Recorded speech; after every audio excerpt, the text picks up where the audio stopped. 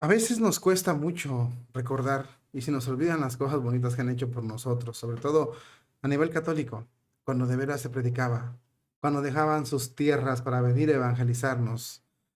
Se cumplen 500 años de la llegada de los primeros franciscanos a México y este es motivo de recordarlo y mostrártelo para que tengas tu cultura católica bien confirmada y sobre todo para que valores cómo fue evangelizado nuestro país y nuestro continente americano. Vamos a verlo a continuación.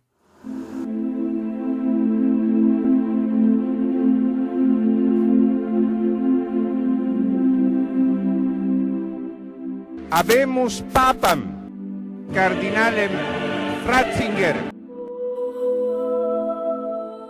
Dicen por aquí que el que no sabe de dónde viene, mucho menos sabrá dónde va.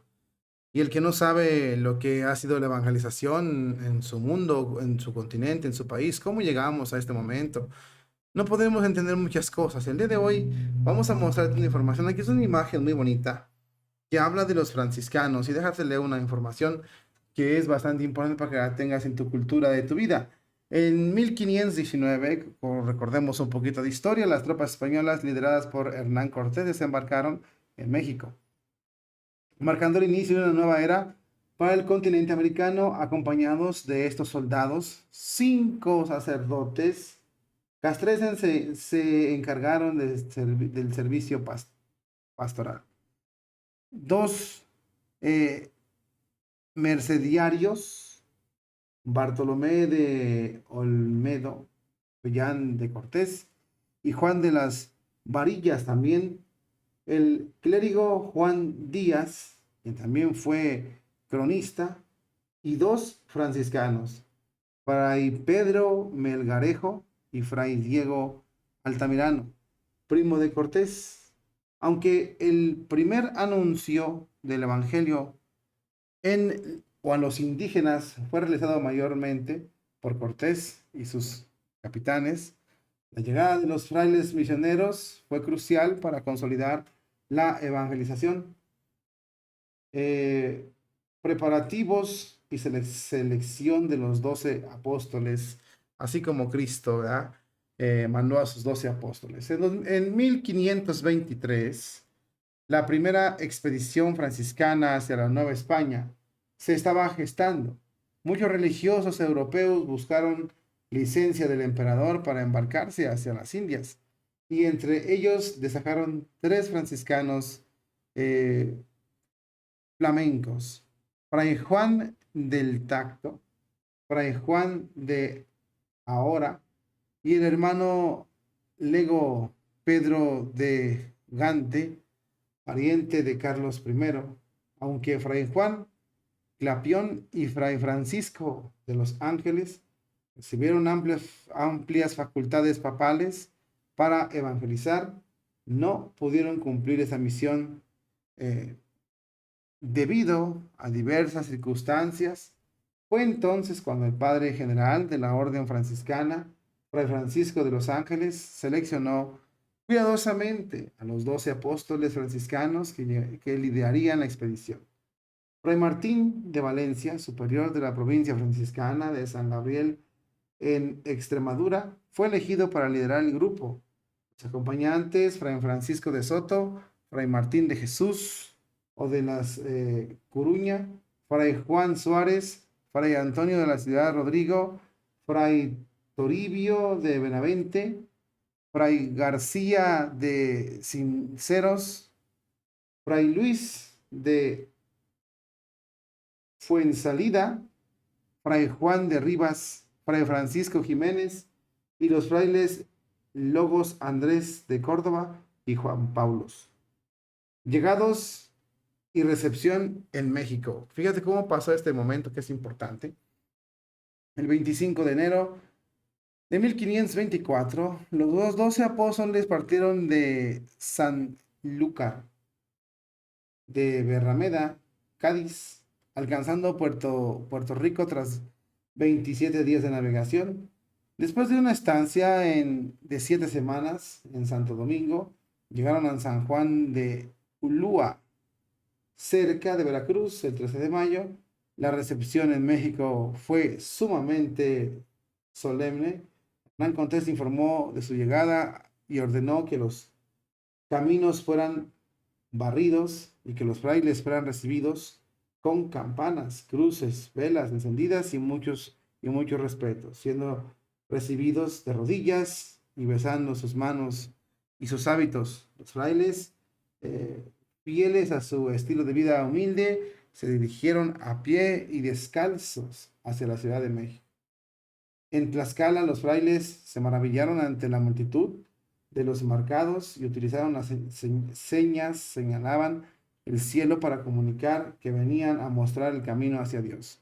Los indígenas, acostumbrados a la arrogancia militar de los conquistadores, quedaron asombrados por la humildad y la pobreza de los frailes, que los llevó a Fray Toribio de Benavente a ser apodado también Motolina, que significa pobre en náhuatl. Dice aquí el artículo, que es muy importante. Las primeras predicaciones a su llegada a México el 17 de junio de 1524, los frailes comenzaron su misión evangelizando en un contexto de resistencia inicial.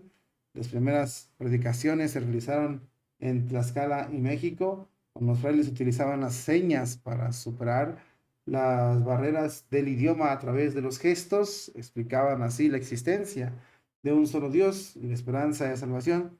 A pesar de la resistencia inicial de los sacerdotes y caciques aztecas, la perseverancia, humildad de los frailes, lograron la conversión de muchos. Se ha documentado en el libro, por ejemplo, de los coloquios y la doctrina cristiana, compuesta por Fray Bernardino de Sahagún, que las conversaciones entre los franciscanos y los líderes indígenas no fueron incluso monólogos, sino diálogos en los que todos participaban, aunque los indígenas mostraban su cortesía extrema y admiración por las palabras de los frailes. Inicialmente se resistieron a abandonar sus costumbres ancestrales. Sin embargo, tras reintentadas exposiciones de las doctrinas bíblicas, se lograron los primeros bautismos y matrimonios católicos. Impacto y dejaron un legado tremendo en nuestros países. Estos frailes, desprovistos de la arrogancia de los primeros conquistadores, se ganaron el afecto y la confianza de los indígenas, vivían en pobreza, compartiendo sus mismas condiciones de vida de los nativos, lo cual generó un vínculo fuerte y sincero.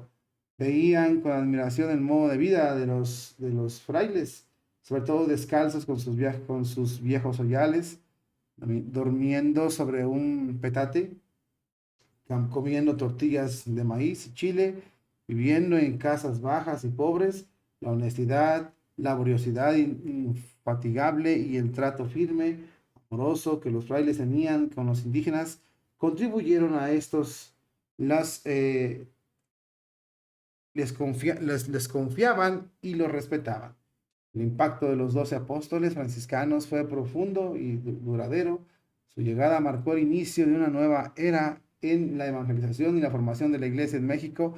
Estos frailes, que nunca aceptaron ser obispos y vivían en humildad, pobreza, dejaron una huella indeleble en la historia de la iglesia.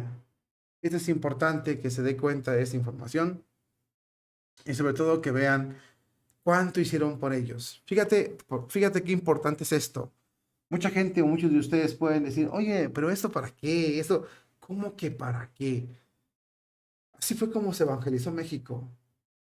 Así fue como se evangelizó nuestro país, con humildad, con sencillez, con acoplamiento, con incorporarse a la vida de los indígenas y de los que viven aquí, con perseverancia, sobre todo con la compañía, pero con mucha humildad y ejemplos de vida.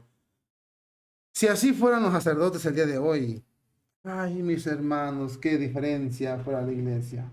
Dice un comentario, un sacerdote santo es lo más grande que podemos ostentar en nuestra iglesia.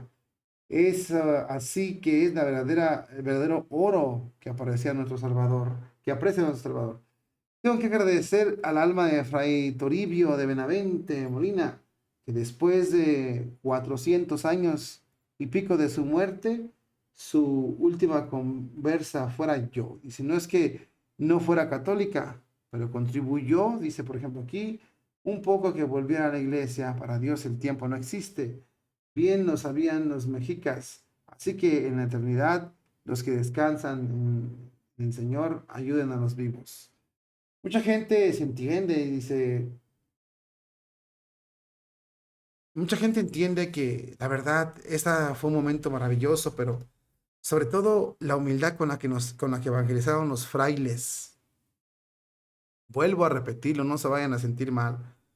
Si así fueran los curas, los obispos el día de hoy, cuán diferente fuera nuestra iglesia.